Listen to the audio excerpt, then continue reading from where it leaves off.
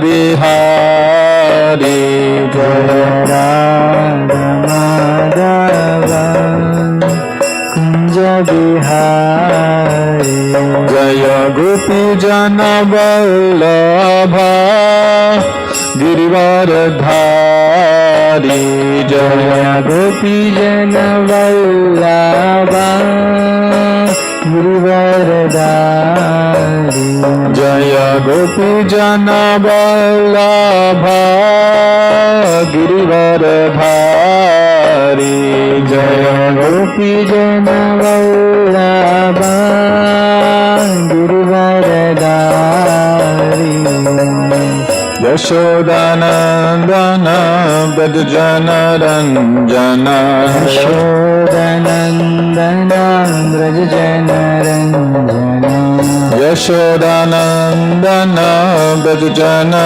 Ranjana Yashodanandana Brajjana Ranjana Yamuna Tira Vanachari Yamuna Tira Vanachari Yamuna Tira Vanachari Yamuna Tira Vanachari Jaya Radha Madhava Kunja Vihari Jaya Radha Madhava Kunja Vihari Hare Krishna Krishna Krishna Hare Hare Hare Rama Rama Rama Hare Hare Hare Krishna Krishna Krishna Hare Hare Hare Rama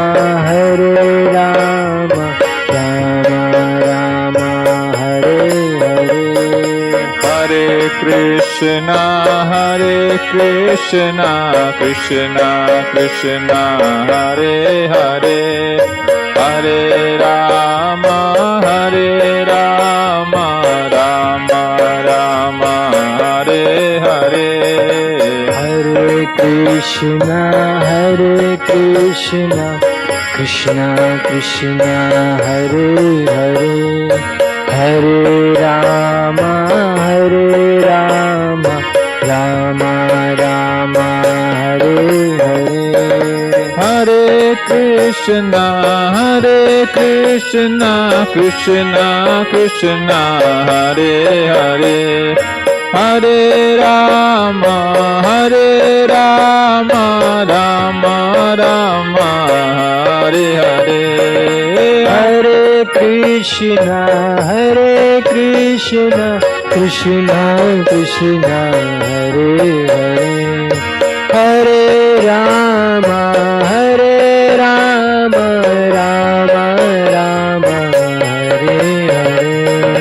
Hare Krishna Krishna Hare Hare Hare Rama Rama Hare Hare Hare Krishna Krishna Hare Hare Hare Rama Rama Hare Hare Hare Krishna Krishna Hare Hare Hare Rama Rama Hare Hare Hare Krishna Krishna Hare Hare Hare Rama Rama Hare Hare Hare Krishna Krishna Hare Hare Hare Rama Rama Hare Hare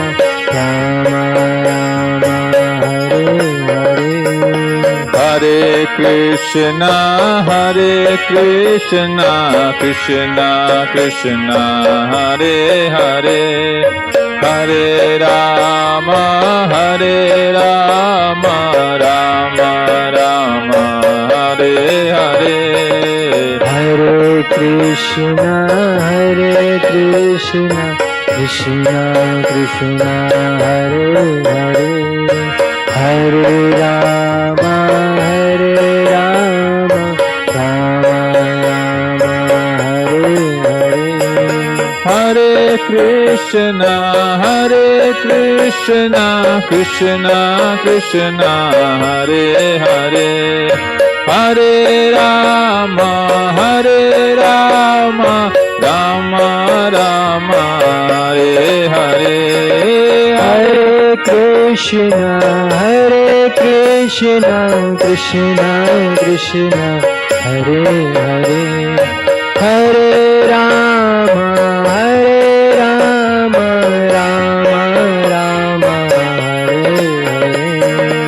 Hare Krishna, Krishna Krishna, Hare Hare, Hare Rama, Rama Rama, Hare Hare. Hare Krishna, Krishna Krishna, Hare Hare, Hare Rama, Rama Rama, Hare Hare. Hare Krishna, Krishna Krishna, Hare Hare, Hare Ram, Ram Hare Hare. Hare Krishna, Krishna Krishna, Hare Hare, Hare Ram, Ram Hare Hare. Hare Krishna, Krishna Krishna, Hare Hare, Hare Ram, Ram Hare Hare.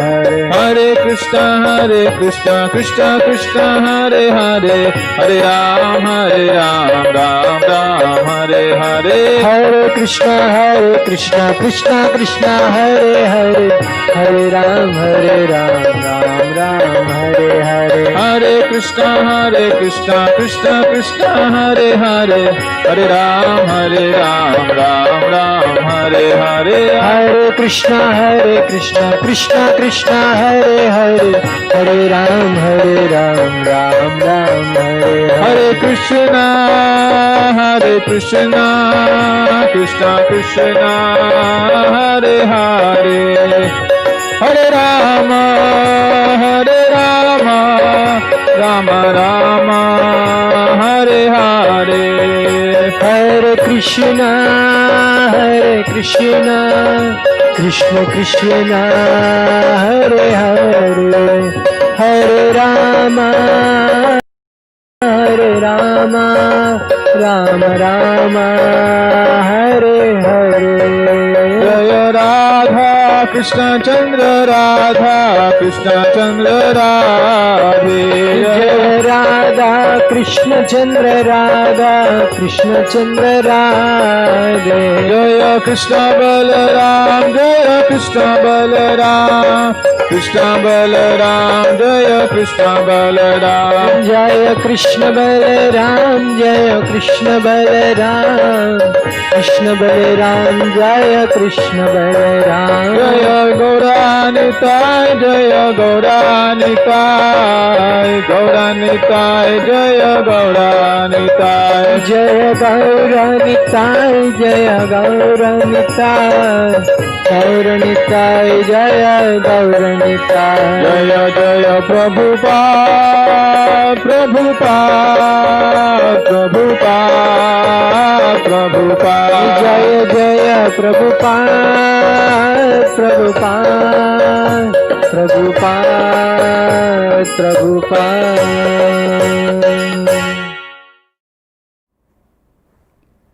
ओम अज्ञानतिमिरान्धस्य ज्ञानाञ्जनशलाकया चक्षुरुन्मीलितं येन तस्मै श्रीगुरवे नमः।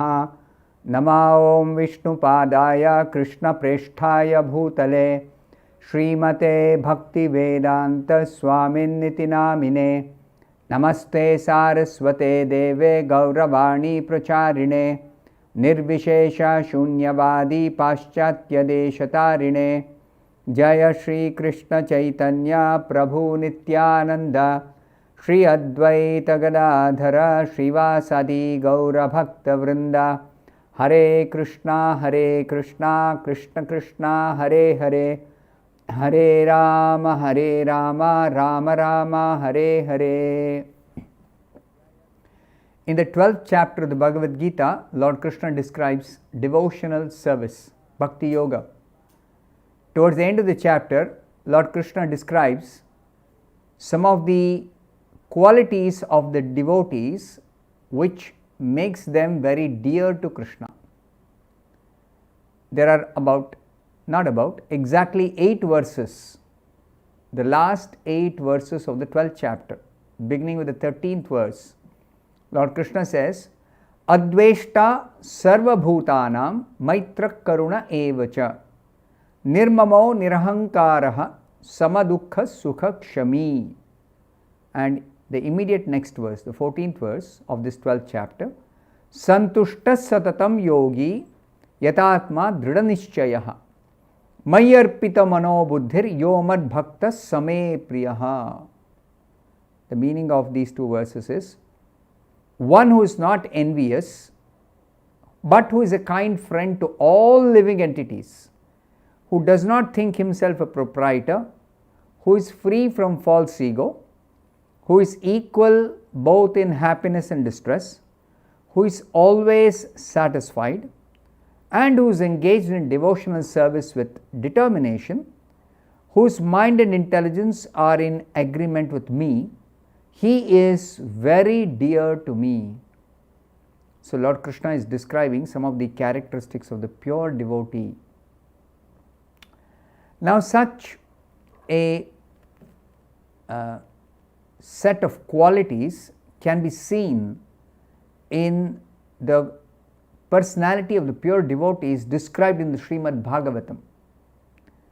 Bhagavatam means, it comes from the word Bhagavat, Bhagavat. Bhagavat means in relationship with Bhagavat, Bhagavan, in relationship with the Supreme Lord Krishna. So, all devotees are always situated in a loving relationship with the Supreme Lord, loving devotional service relationship. So such devotees are described in the Bhagavatam. One such devotee was Maharaja Ambarish. In the 9th canto, there is a description of Maharaja Ambarish. It is said, from one great king, Nabhaga, Maharaja Ambarish took birth. Maharaja Ambarish was an exalted devotee, and he was celebrated for his great qualities. Although he was cursed by one infallible Brahmana, the curse could not touch him. So Parikshit Maharaj was hearing from Shukadeva Goswami about the narration of different kings in a particular dynasty. So when Shukadeva Goswami just mentioned that this Ambarish was such a great devotee that even a curse of a Brahmana could not touch him, immediately Parikshit paused Shukadeva Goswami and said, Maharaj Ambarish was certainly most exalted and meritorious in character. I wish to hear about him. How surprising it is that the curse of the Brahmana, which is unsurmountable, could not act upon him. So Maharaj Ambarish, Shukadeva Goswami says, the most fortunate personality achieved the rule of the entire world consisting of 7 islands and achieved inexhaustible, unlimited opulence and prosperity on earth. Although such a position is rarely attained, Maharaj Ambarish did not care for it all, because he knew very well that all such opulence is material. And it is described by Shukadeva Goswami, like that which is imagined in a dream, such opulence will ultimately be destroyed. It's nothing permanent. The king knew that any non-devotee who attains such opulence merges increasingly into material nature's mode of darkness, goes more and more into illusion, more and more into ignorance. But Maharaja Ambarish was not a non-devotee, he was a pure devotee. So it is said here, Maharaja Ambarish, who was a great devotee of the Supreme Personality of Godhead Vasudeva, and who was also devoted to the saintly persons, he thought of the entire universe as being an insignificant piece of stone. This was the value system in the mind of Maharaja Ambarish.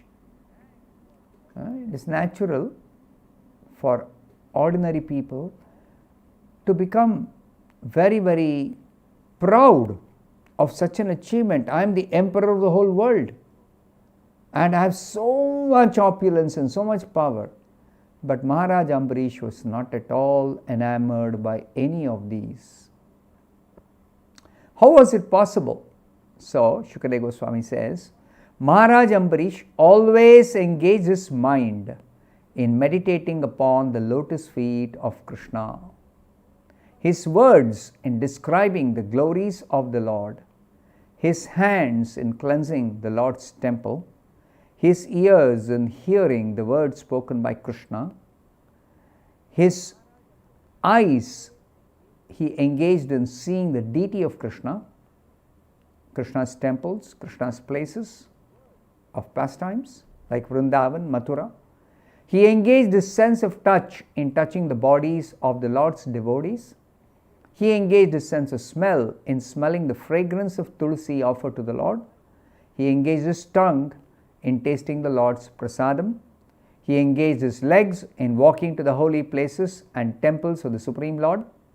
He engaged his head in bowing down before the Lord, and all his desires were engaged in serving the Lord 24 hours a day. Indeed, Maharaja Ambarish never desired anything for his own sense gratification. He engaged all his senses in devotional service in various engagements related to the Lord. This is the way to increase attachment for the Lord and be completely free from all material desires. Many times people wonder, how can I become free from material desires? So the secret is given here, that if one is able to engage 24 hours a day in serving Krishna, engage all the senses in varieties of activities, then one can increase one's attachment for Krishna more and more and more and more. And in that way, corresponding to the increase in the attachment to Krishna, our material desires will go on reducing, till one can become completely free from all material desires. And that's possible. It's not something which is impossible. It may seem like that, but the process of bhakti is very, very, very powerful. In performing his prescribed duties as a king, Maharaja Ambarish always offered the results of his activities to the Supreme Personality of Godhead, Krishna, who is the enjoyer of everything and is beyond the perception of material senses. How do you offer something to Krishna? It is through offering to the deity. It is through engaging in service of Krishna, practically speaking, by hearing about Krishna's glories, by chanting Krishna's name, by offering some foodstuff to a picture of the deity or the deity of Krishna. Like that. There is practical service, and it is not just some idle meditation. Ambarish Maharaj certainly took advice from the Brahmanas who were faithful devotees of the Lord, and thus he ruled the entire planet Earth without any difficulty. In desert countries where there flowed the river Saraswati, Maharaj Ambarisha performed great sacrifices like the Ashwamedha Yajna and thus satisfied the master of all yajnas, the Supreme Personality of Godhead. Such sacrifices were performed with great opulence and suitable paraphernalia, and with contributions of dakshina to the Brahmanas, who were supervised by great personalities like Vasishtha, Asita, Gautama, all representing the king, the performer of the sacrifices. In the sacrifice arranged by Maharaja Ambarish, the members of the assembly and the priests, especially the four important priests in such a sacrifice, Hota, Udgata, Brahma and Advaryu. They have different functions in a sacrifice, and they are holding the chief position of responsibilities. They were all very gorgeously dressed, and they all looked exactly like demigods. They eagerly saw to the proper performance of the yajna. Now hear about the citizens of the state of Maharaja Ambarish. It is described by Shukadeva Goswami here. The citizens of the state of Maharaja Ambarish were accustomed to chanting and hearing about the glorious activities of the Supreme Lord. They never aspired to be elevated to the heavenly planets, which are extremely dear to the demigods. The citizens of the planet Earth, when Ambarish Maharaj is ruling, they were free from all such desires for elevation to heavenly planets. Because it is described here, those who are saturated with the transcendental happiness of rendering service to the Supreme Lord are uninterested even in the achievements of great mystics, for such achievements do not enhance the transcendental bliss felt by a devotee who always thinks of Krishna within the core of his heart. Anybody who is absorbed in Krishna's service, they experience a transcendental bliss, and that cannot be compared with any material happiness. It cannot be compared with the joy of the pleasure of mystic powers, the pleasure of heavenly opulences, enjoying heavenly opulences. Nothing can compare. Maharaja Ambarish performed devotional service to the Lord, and in this endeavor practiced severe austerity. It may seem like Maharaja Ambarish was enjoying life. No, he was not interested in the material enjoyment. So he was also undergoing some austerities to worship Krishna. Always satisfying the Supreme Personality of Godhead by his constitutional activities, he gradually gave up all material desires. So it is described, Maharaja Ambarish, he gave up all attachment to household affairs, to his wives, to his children, to his friends, to the relatives, to the best of powerful elephants, beautiful chariots, carts, horses, inexhaustible jewels, to ornaments, to garments, and to an inexhaustible treasury. This was the detachment he developed. He gave up attachment to all of them, regarding them as temporary and material. Being very pleased by the unalloyed devotion of Maharaja Ambarish, the Supreme Personality of Godhead gave him his own personal disc, Sudarshan Chakra, which is feared by the enemies and which always protects the devotees from enemies and adversities. To worship Lord Krishna, Maharaja Ambarish, along with his queen, who was equally qualified, observed the vow of Ekadashi and Dwadashi for 1 full year. In the month of Kartik, after observing that vow for 1 year, and after observing a fast for 3 nights, after bathing in the Yamuna, Maharaja Ambarish worshipped the Supreme Personality of Godhead Hari in Madhuvana. Madhuvana is one of the 12 forests in Vrindavan region, Brajamandal. Following the regulated principles of Mahabhisheka, Maharaja Ambarish performed the bathing ceremony for the deity of Lord Sri Krishna with all paraphernalia. Then he dressed the deity with fine clothing, ornaments, fragrant flower garlands, and other paraphernalia for worship of the Lord. With attention and devotion, he worshipped Krishna and all the greatly fortunate Brahmanas who were free from material desires. This was Maharaja Ambarish's standard of worship of Krishna. As far as his own personal life is concerned, he is not at all attached for any wealth or opulence.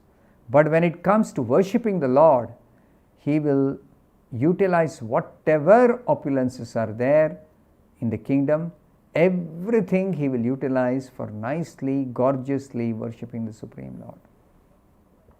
Thereafter, Maharaj Ambarish satisfied all the guests who arrived at his house, especially the Brahmanas.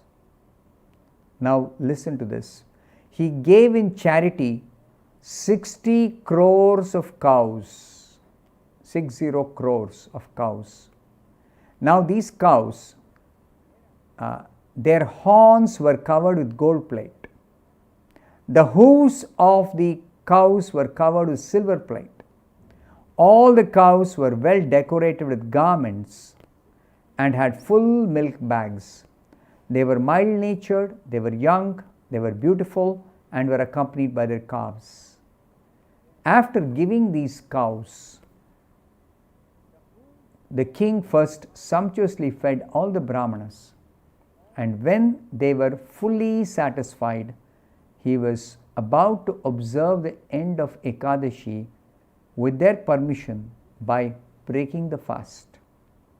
Exactly at that time, however, Durvasa Muni, the great and powerful mystic, appeared on the scene as an uninvited guest. It's very interesting. In Sanskrit, the word for uninvited guest is atithi. Atithi, one who is arriving without a formal invitation, without informing in advance. Uninvited guest, atithi. But even such a guest in the Vedic culture is taken care of very nicely, especially when somebody is a great powerful mystic or a great or some Brahmana or some saintly person or some devotee or some yogi or some jnani or some tapasvi. They are very well taken care of by, especially by the householders. So the details described here in the Srimad-Bhagavatam should never be thought of as something which is an exaggeration. It is all factual history. Now the special thing is the Bhagavatam is recording the specific incidents, not necessarily in chronological order, but those incidents which are in connection with the devotional service of the Supreme Lord, especially the service performed by the Lord's pure devotees. And what is the standard of their service? Ambarish Maharaj gave in charity 60 crores of cows. Now, this kind of opulence that an emperor has, this opulence is extraordinary opulence. 60 crores of cows. And these cows were given covered with gold plate. Horns were covered with gold plate, and the hooves were covered with silver plate. And they were covered with silk garments. The cows were covered with silk garments. This is the kind of cow protection that is done in the Vedic culture. When the scriptures say, Krishi Goraksha Vanijya, Goraksha, special attention should be given for cow protection. Such cow protection is done very nicely, not in an impoverished way. The cows are not kept impoverished way. So that ensures that, because cows are very, very dear to Krishna. The prayer to Krishna is Go Brahmana Hitayacha. So Krishna wants to see that the cows are first of all protected properly. Among all the creatures, the cows are given the topmost position. And Krishna always in Vrindavan is busy cow herding. He himself has got so many cows.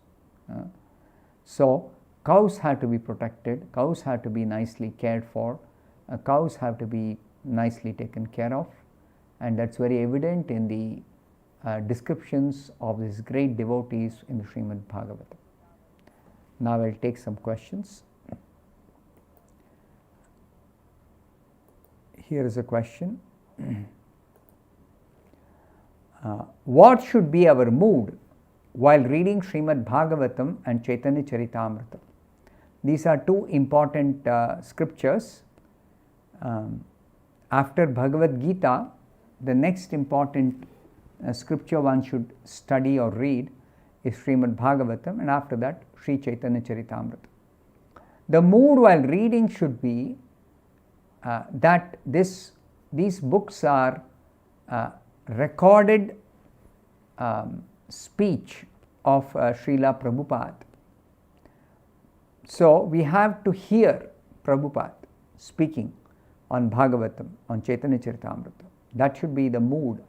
So careful reading means full attention has to be there, and we have to try to get completely absorbed in the subject matter. So one should select the right time where there will be minimum disturbance. That is very important. Distractions or disturbances or interruptions should be avoided as far as possible. So select the right time, select the right place, and try to get absorbed in the subject matter. And the background consciousness should be that all this is factual. It is not some mythology, it is not some imaginary stories, it is not some exaggerated descriptions. It's all factual, 100% fact. And simply by hearing this, or simply by studying this very carefully, very easily one can purify one's heart and awaken the dormant devotion in the heart. Very easily, very, very easy. And after awakening our devotion, we can make progress to make advancement in Krishna consciousness very quickly. Very quickly we can develop our own devotion. We can awaken the devotion, and with that awakened state of Krishna consciousness, we can render nice seva to Krishna. Next question. Material bondage is sometimes so strong that the moment I pick up Bhagavatam to read, someone in family calls up for some urgent work. What should I do? Yes, this is the experience generally in the beginning, that we somehow find it difficult to sit for reading seriously a scripture like Bhagavatam when somebody will interrupt somehow. So this calls for, again, selecting the right time, and then you have to also try to avoid picking calls, especially when you can always return the call later, and you can try to take help of other family members who may assist you in attending to some calls, something like that. So try to avoid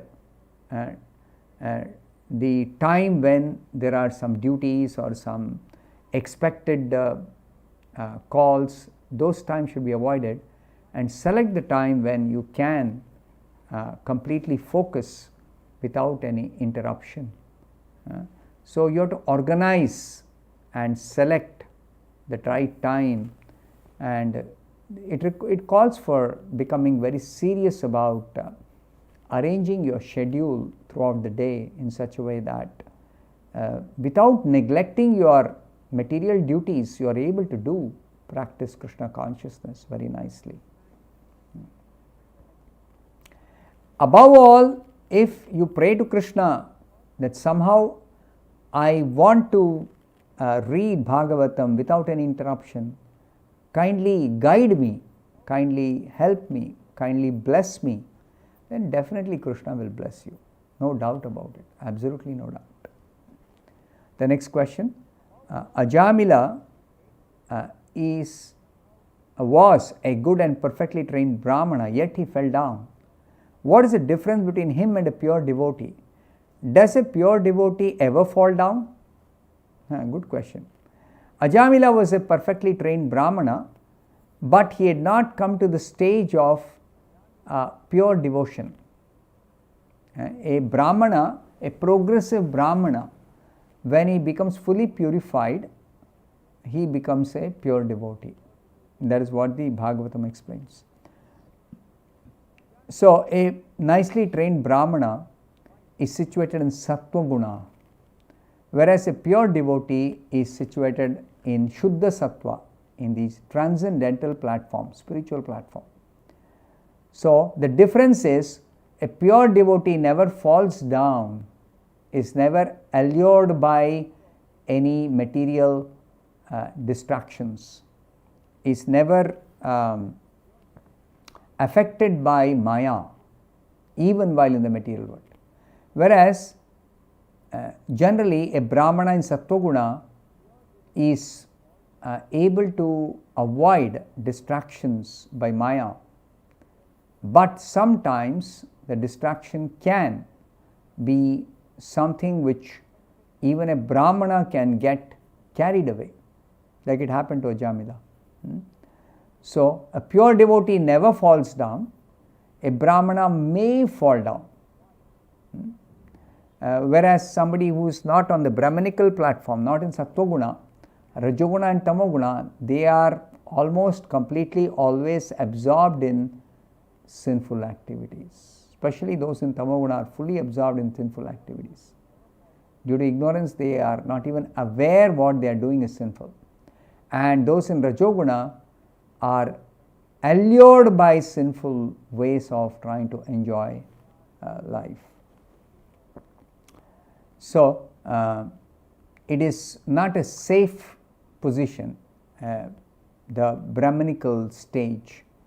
One has to progress from the Brahmanical stage to become a pure devotee by completely purifying oneself through devotional activities. Next question. Ajamila laments bondage caused by illusory energy in the form of a woman. So the question is, was the form of the woman Maya? Isn't it that Maya is in one's own mind and not in an external form or object? Well, Maya means the illusory energy. This material world is the world of illusion, world of the illusory energy. So Maya is everywhere. Maya is within our mind. Maya is externally present, externally in outside us also. So Maya is everywhere. Maya is also in the form of sense objects. Sense object means that which is enjoyable by our senses, by our mind. Maya is also within our mind in the form of material desires for enjoyment. So Maya is everywhere. But if we take to devotional service, we begin to purify our mind and we begin to focus on devotion or devotional activities, and then we lose attraction for sense objects, for material pleasures, for material enjoyment. So both ways, our attraction for external objects keeps reducing and our mind is getting purified as we practice bhakti. Then Maya's influence will keep on slackening more and more and more and more.